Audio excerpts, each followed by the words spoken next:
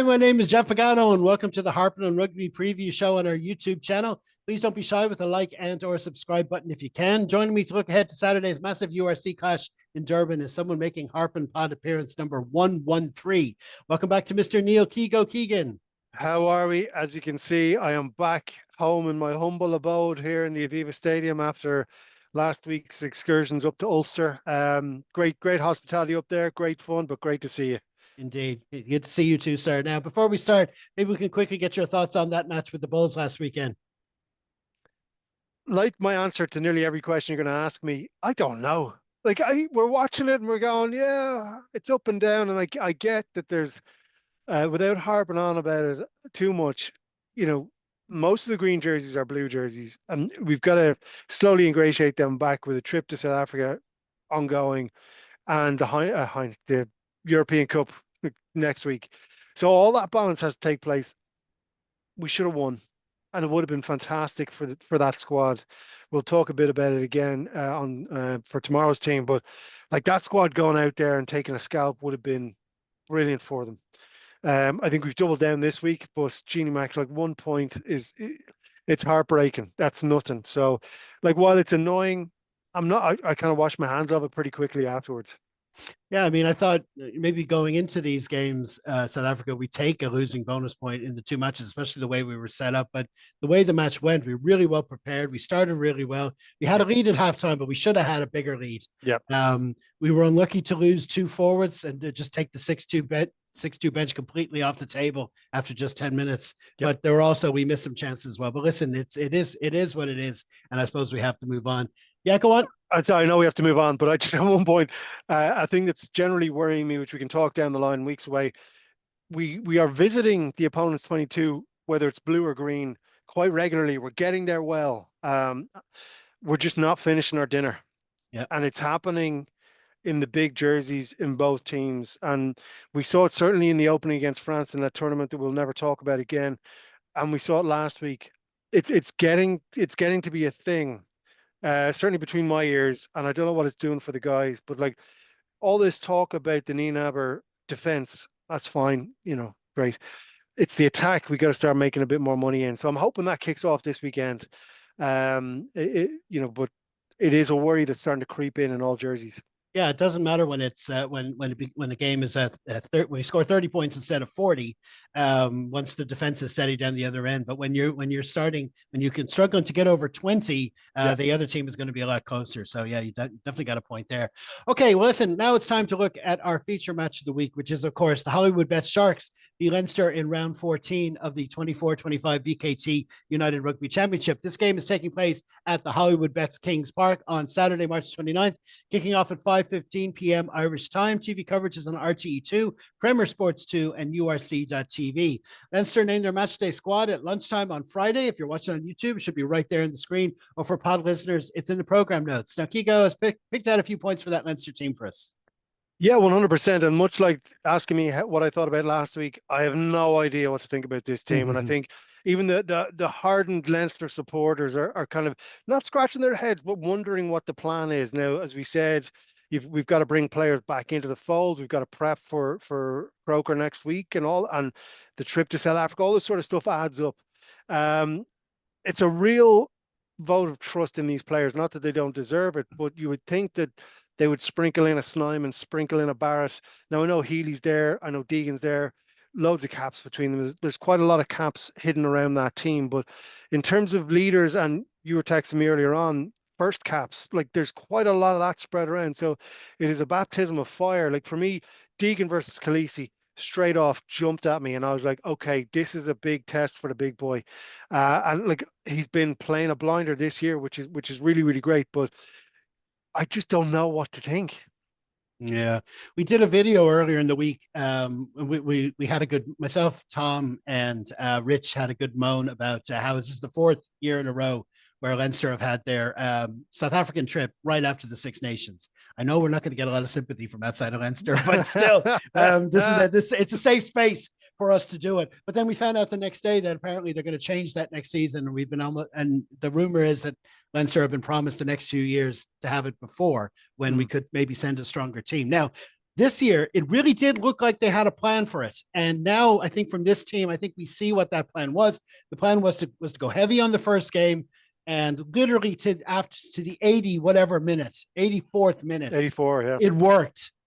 And they went strong for that. I think the plan was always to go weaker for this lineup, hoping we'd have at least 4 points in the bag. It turned out that it didn't work out, and we don't want the other teams to catch up on us. Bulls are playing Zebra, I think, this weekend as well. Yep. There's a chance for them to catch up with some points on us. So it's one we do want to kind of get something from, but they kind of also have to stick to the plan. We got Harlequins next week. There's bigger matches down the line, so this is what we have. We've got Kieran Frawley back at starting 10. That's a good sign. First start since the Cardiff game. I think his confidence has taken a real knock this season. And he really needs to get in his game. Great chance for Fintan Gunn. It's his first start. He's been very impressive off the bench for now. I think he could be we remember the impact Craig Casey had when he first put on the red jersey and the green jersey. I think we could expect. It's a team with a lot of promise once the players can perform in this kind of arena. It's just a test to see how they do. So we're just going to see how they get on. No, 100%. My worry is we're not quite firing as we should in general terms. Like, I know the results don't necessarily back up what I just said, but we've got years behind us supporting this team, and it hasn't been as smooth as we would like. The team management has changed things up quite often, which the problem being then you get people who are not used to playing in front of each other in pressure situations like this weekend. So it's a massive, massive test. Frawley's had his issues, whether it's been a couple of injuries or just things just not working for him. So, there's no better time than now to stand up and really go for it and really show that skill that pushed him into the green jersey at the end of last year. But there's a lot of, Cian Healy, we're safe as houses. Like, there's going to be the front three are going to have a big job. I think Mangan and Deeney have a massive job to do. That's where I would have thought. Again, I buy my jersey, so that's what the switch is. But I would have thought maybe Snyman would have been kept, or experience would have been kept. I know a lot of them are away, but to sit in there between the two guys and switch those two around the experienced player, similar with if Conan wasn't on the run he's on, he'd be starting at 8. Deegan would be somewhere else, and all that sort of stuff, which changes the caps in the team. But look, the coaches see something. They see a job. They see the guys that are able to do the job. So, they know what they're doing. It's just going to be a massive, massive ask for the team. Absolutely. We had some good contract news during the week. We saw Sam signed up first of all. Then we had R.H. Snyman signed up. Like you say, it'd be great to see him here, but I suppose they've plans for him down the line. Charlie Tector as well, though. That's a big one. With Sam doing so well this year, going into the season, we might have thought, well, what's going to happen to Tector? They've reinvented him. They've done a brilliant job of him. They've turned him into a crash ball 12. We had another Charlie doing that for us this season, a couple of seasons before, and he's filled that role really well. He could be key. His partnership with Turner's done some great things as well. It's just the two of them. I think the Sharks, pun intended, might smell some blood in the water. They see a slightly less experienced center partnership there. There'd be a lot of scope for them. They've got strong runners and people coming off their wings and stuff like that. So their channels will be interesting to see. But listen, like I say, if these players can step up and raise their game and play the way we know they can, there's still possibilities there for them. 100%. And I think in terms of Tector, if people are listening back to any of our previous pods this season and the last season, listen to you and the amount of times you've said his name. That shows what the work he's been doing, which is fantastic. And I think it's much like I say to you when people are coming over to play Leinster when the Ireland games are on or something like that. They'll fancy it in the opening 20, 25 minutes to really put a bit of pressure on. Now we've got to turn it around. Now we've got to come in here looking for a scalp, being hungry for a bit of. Sorry, we're watching 1883. There's a lot of Indians scalping cowboys and that. It's in my head. But we've got to go out there with that mindset and really put it on them in the first 20, 25 minutes and go, Genie, Mike, this team did not look like this on paper. And that's what we got to push all the way through. So, can they do it? Absolutely. But there's a lot of pressure on Frawley, and it's really building up. Especially, he might see a glimmer of hope in terms of the big jersey with the kind of Leicester creeping around Crowley, whether that's for contract negotiations or legit whatever. He may see a glimpse. So if he puts a shift in today and your man goes to Leicester, his next 2 years change. Mm. So, The tens need motivation is there. 100%, and tens need to be able to operate under pressure. Like Joe Montana back in the day, he ate pressure for breakfast. For all, he's got to start being able to do that week in, week out now. Absolutely. And of course, the bit of extra pressure in that, like, it's a very inexperienced bench. I think there's 4 on the bench with less than 10 caps. I think Spicer would be making his debut if he comes on. But of course, there's Ross Byrne, who has been selected in Yep. every match day 23. I'm going to keep saying it until it doesn't happen. It's an amazing achievement. We've got the 2 lads who are going off to Munster at the end of the season, but it is good to see Milner back from injury, Yep. and Barron in the squad as well. They're on the bench, but there's a lot of pressure on the starting 15 to have some kind of a lead and give the lads something to defend when they come on. But sure, we'll see how they get on.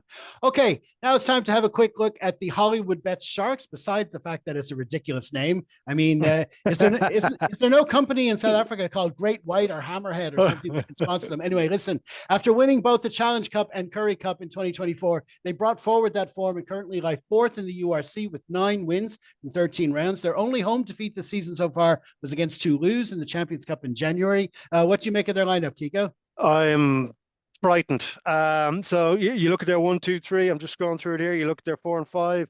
You look at Khaleesi and their back row. You look at their 9 and 10, which if we had our starting 9 and 10, I think that balances it out a little bit. But Gene Mac, they're monsters everywhere. They have a huge bench.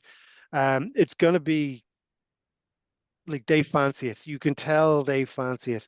And that's why the opening 25 is going to be massive. Yeah, their back 3 is dangerous by default. Yeah. Their front row is dangerous by default. And another reason would have been nice to see Stamen. Wouldn't mind him going up against Mr. Jenkins in that second row. That would have been an interesting battle. But listen, you don't need to talk that much about the Sharks, in that you know that they could perform. When they're at home, they've been together as a squad since January. I keep saying that the South Africans have no Six Nations. A lot of people talk about the travel and the advantages the Northern Hemisphere teams have in this competition, but this is a big one for the South African sides this type of year when they can build up the points. So they do have that going for them. Okay, quick look at the officials now. Ben Breakspear, basically he was the TMO last week, and Ben Whitehouse was the ref. They've swapped roles this week. Ben Whitehouse goes into the TMO box. Whether that's a good or bad thing, we will find out. But a couple of South African assistants there. The weather for Durban, no talk of thunderstorms like there was in Pretoria last week, but still clear and humid. 24 degrees, little or no wind, little or no rain. So, but it's not at altitude, so may not. The conditions might be better suited for Leinster. We'll wait and see. Well, now it's time to have a quick look at what's the rest of the matches for this week in the URC. There's probably only really one game that really stands out. There's only one, and I've commandeered the telly for it. Connacht Munster in Connacht. Connacht and Munster out in McHale Park. They're going to be able to fit even more crazy Galwegians in there. And I think they've been drinking since Wednesday, so it's going to be insane. Jesus, I love Connacht. Jeannie Mac. I love the place. I love the people. I love the team, and I do think they will fancy it as well. It's going to be jam packed. The Munster support will support. They'll be there, but look, they're not. Their 10 is contemplating leaving the team. That's going to permeate all the way through. Like even if he's not, everyone thinks he's thinking about it. There's no one thinking about leaving Connacht. Bundy's signed recently. Beelum, none of these top players are thinking of leaving Connacht. Aside from being frightened to leave Galway, they're never going to leave that team. And that's what Munster used to have years ago. I don't know why I keep winding up Munster people. I'm in the mood. But this used to be what's happening in Connacht in terms of the atmosphere, in terms of the team spirit, in terms of the stubbornness. That used to be in the red jersey, and it hasn't been in a long time. And this could be a statement, a full McHale Park, a tanked up Connacht support, screaming their team on. I'm picking Connacht to win, but I'll be watching it. I'll be edge of my seat. I'll be wearing green. Yeah, and I mean, even when you take away the interpro element of it, is the way the URC table is set up. I think it's from 5th all the way down to 13th. There's just 5 points in it, so every match has got consequences at this time of season, and both those teams still in the mix. Also, of course, this weekend we've got Ulster at home to the Stormers. We're recording on Friday afternoon. That's Friday evening kickoff at the Kingspan. They'll need a big win there. Yep. Also, our rivals, we said Bulls are playing Zebra, and our other rivals Glasgow are at home to the Lions. So good chance that they'll all be picking up points on Leinster. So we're going to have to see going to get everything we can get. And then, of course, we can't forget the women's Six Nations, which is also continuing this weekend after Ireland's, disappointing, but still with loads of positives result last weekend. That's it's on RTE2 on Sunday afternoon. Just be sure to check that out. I'd also like to give a quick shout out to a couple of fellow podcasters, Ailva and Keego, who have just launched a new show covering all aspects of Irish women's rugby with many special guests. They call themselves Mother Rucker, the Irish Women's Rugby Podcast. They drop an episode every Thursday in all the usual pod places. Okay, Keego, it's head on the block time. How do you see it going in Durban on Saturday?